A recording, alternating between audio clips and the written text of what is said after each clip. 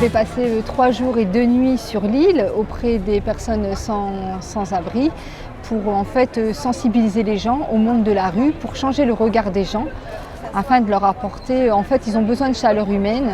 Les gens ils sont complètement indifférents, je remarque que leur regard, ils sont dans l'indifférence totale.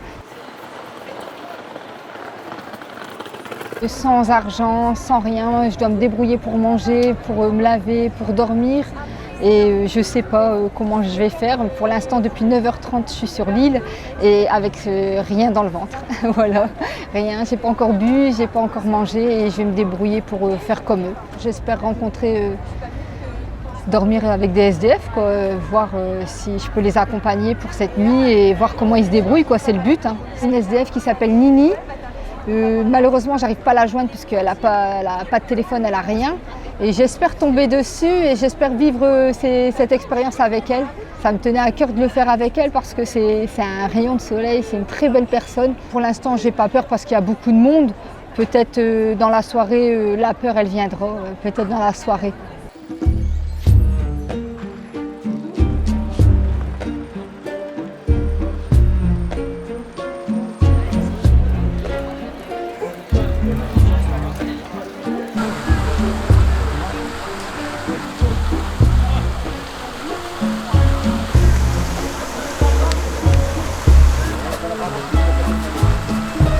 Très dur, une journée très longue, interminable. Pas beaucoup de personnes qui m'ont regardé, qui m'ont demandé ce que je faisais. J'ai rencontré une seule personne ce soir qui m'a offert une petite bouteille d'eau. De toute ma journée, j'avais plus soif que faim. Là, ça va, pour aujourd'hui, ça va. On verra demain. Demain, ça va être autre chose. Ce monde de solitude comme ça, c'est dur, c'est dur. C'est dur que les gens ne viennent pas nous voir, discuter un petit peu. La solitude, c'est horrible. Franchement, c'est horrible. Les gens, ils ne sont pas compatissants, ils ne vont pas vers eux, ils ne font même pas une discussion. C'est même pas une discussion, en fait, même une conversation. Ils ont besoin de chaleur humaine avant tout. La solitude, ça tue. Et j'ai trouvé personne. Personne. Même les SDF que j'ai l'habitude de voir le vendredi avec la maraude, je ne les ai pas trouvés. Donc je ne comprends pas. J'ai pas à manger de la journée. Les 3 jours sans manger comme ça, je ne vais pas savoir tenir. Pour dormir ce soir, je ne sais pas où vraiment. Il ne faut pas que je m'isole, il faut qu'il y ait de la lumière, il faut quand même qu'on ait une vue sur moi. Ouais, là je commence à avoir peur parce que je vois qu'il y a des gens quand même qui tournent, je ne sais pas. La peur elle commence à arriver là. Si je vois que c'est trop dangereux, je ne vais pas dormir. Je ne vais pas dormir. Là, j'ai un peu de peur, ouais. J'aurais pas cru avoir peur comme ça, mais j'ai un peu peur. Après, dormir la journée, je pense que c'est plus facile de dormir la journée que la nuit. Pour moi. Pour moi, je pense que ça sera plus facile parce qu'il y aura du monde. Je pense qu'on ne m'embêtera pas forcément que la nuit.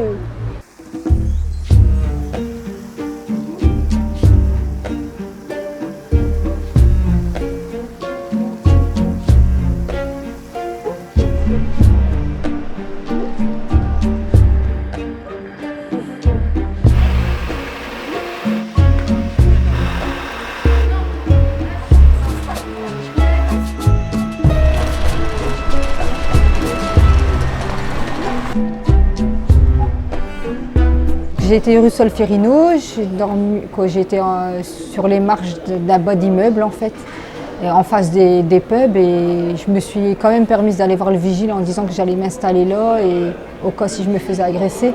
Mais tout compte fait, comme il y avait quand même pas mal de gens alcoolisés, des bagarres, j'ai préféré marcher, me reposer. Je me suis posée assise 2 heures, mais j'ai marché beaucoup. Oui, en marchant toute la nuit. Pas le choix, de toute façon c'était ça ou alors j'étais en danger. De toute façon, et puis comme j'avais peur, il fallait mieux que je marche. Le monde de la rue pour les femmes, c'est extrêmement dangereux. Ils sont venus me demander si j'avais des mouchoirs, après ils sont venus me demander si j'avais de quoi manger ou si j'avais besoin de quelque chose. Après, mais on voyait que c'était pas pour m'aider en fait, on voyait que c'était vraiment s'interroger, ou je sais pas exactement, mais comme ils étaient en bande, en plusieurs, j'ai préféré dire que tout allait bien et marcher après. Puis rester au même endroit et j'ai préféré marcher. J'ai pas encore eu à manger. Non, j'ai pas mangé.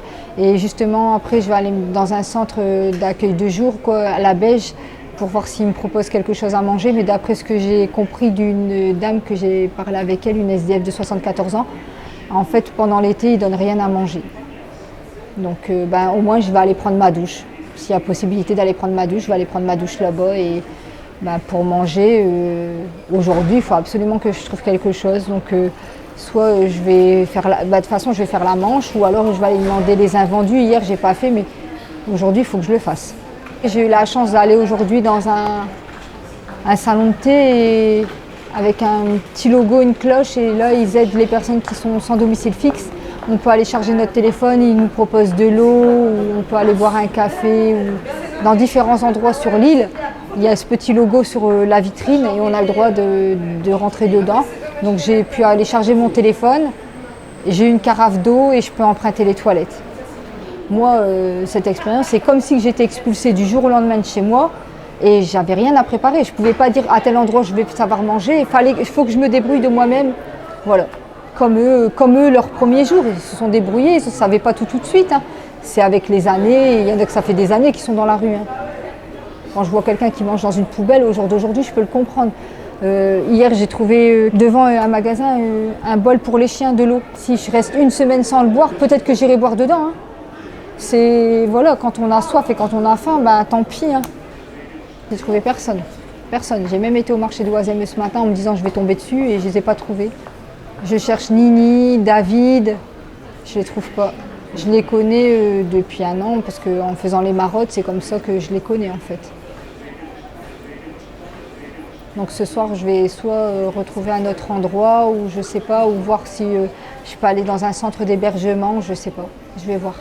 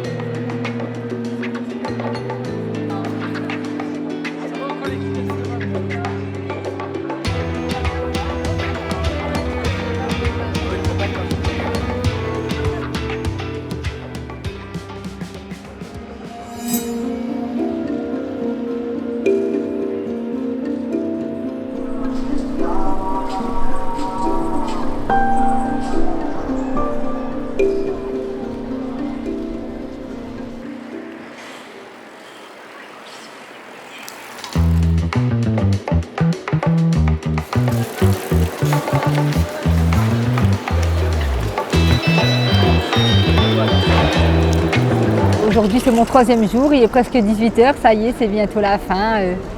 Je suis contente de cette expérience. J'ai rencontré des très belles personnes, mais j'ai vu aussi beaucoup d'anomalies qui devraient être améliorées pour les sans-abri. Il manque des fontaines à eau, les toilettes publiques, remettre des douches publiques aussi. Puis aussi au niveau des associations, tout le monde ne tourne pas l'été. Et aussi au niveau des centres d'accueil, revoir certaines choses parce que c'est restreint et sur l'alimentation, il faudrait revoir parce qu'on ne peut pas être restreint au niveau alimentation et encore moins de l'eau. L'eau, c'est primordial, hein, je le redis, mais c'est trop important. Difficile de trouver de l'eau. Hein. Ah, c'est une richesse ici, l'eau. Hein. C'est des choses qui me mettent un petit peu en colère aussi. Quand on va chercher un petit colis alimentaire et qu'on nous donne des produits périmés, est-ce que parce qu'on est SDF, on doit manger du périmé? Je pense pas. La rue, c'est des gens comme vous et moi. Et en fin de compte, il y en a qui ont perdu leur appartement parce qu'il a brûlé, il n'était pas assuré. Il y a des gens très bien en fait, mais malheureusement, j'ai aussi été très émue. Un retraité, 69 ans, il fait 2 € pour lui finir à la fin du mois, pour faire son mois, il n'y a que 2 €, donc forcément, il est obligé de venir chercher à manger, quoi. Mais c'est malheureux de nos jours de voir ça, quoi. Rencontrer une jolie femme, une brésilienne, de 56 ans, mais battue par son mari, plusieurs coups de couteau dans son visage, sur son épaule et tout. Et ben voilà, au jour d'aujourd'hui, elle fuit les coups de son mari, elle se retrouve à la rue.